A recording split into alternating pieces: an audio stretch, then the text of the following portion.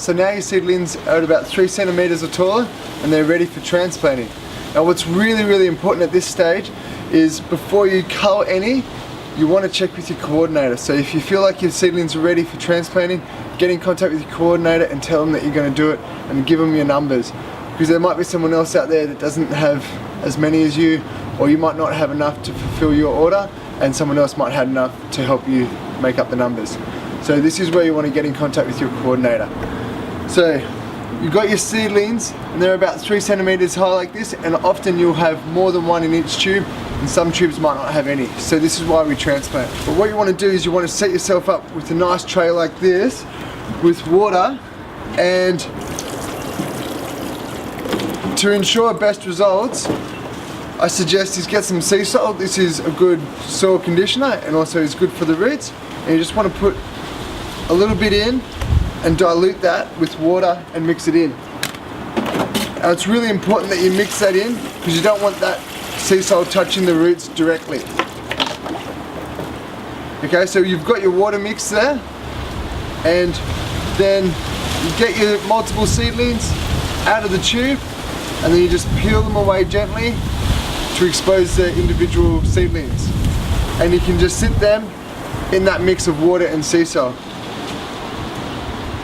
Now this is at the perfect stage because these roots are about 2/3 the way down the tube and they're not too root bound, and so they're really great for transplanting. Now if you come across some bigger ones like this, which have got a lot larger root structure and will actually go a lot longer, all you can do is just take off the bottom bits on that and that's still fine to transplant. So you just want to separate them nice and gently, and then once you've got them, you can dip them in the sea salt water, and now pinching them in between your fingers like this and popping them in the tube. What you want to make sure is that root isn't longer than the tube, because if it is, it'll bend that root up and it will become a J root. Now this might not seem like a big deal now, but when we plant them out, if they've got J roots on them, then they're going to be bound up, and if they get wind or anything, then they're just going to fall over. So you really want to keep that root nice and straight at this stage.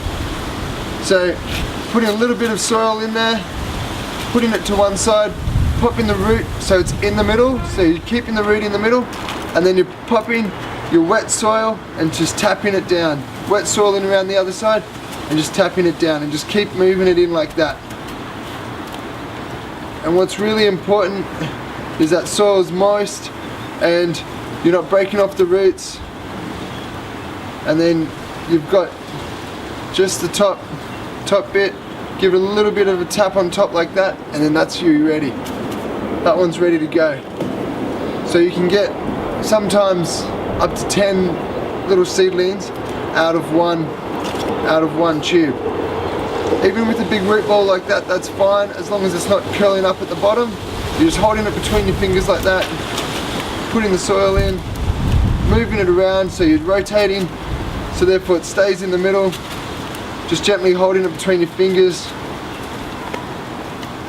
and then moving it around. Double check them, because some of them, once you tap them down and you've watered them in, the soil might have dropped quite a lot and a little bit of white might be exposed, and that's the root. You don't want any of the root exposed at this stage. So what you want to do is make sure that that's all nice and covered, keeping this seedling in the center, and then water it in again, giving it another tap. If it needs a little bit more to build it up, do that. If you need to retransplant it, that's fine, it could probably handle it still. But what you want to make sure is that the root isn't hanging out at the top, okay? So it's nice and snug in there, and then that one's ready to go on. And keep an eye on them for the first few weeks. Don't put them out onto direct sun. Keep them either under shade cloth or just so they're just getting morning sun, just to start off with, just so they can settle in. And then once they start settling in, then you can put them out into full sun. Once again, only watering them once a day.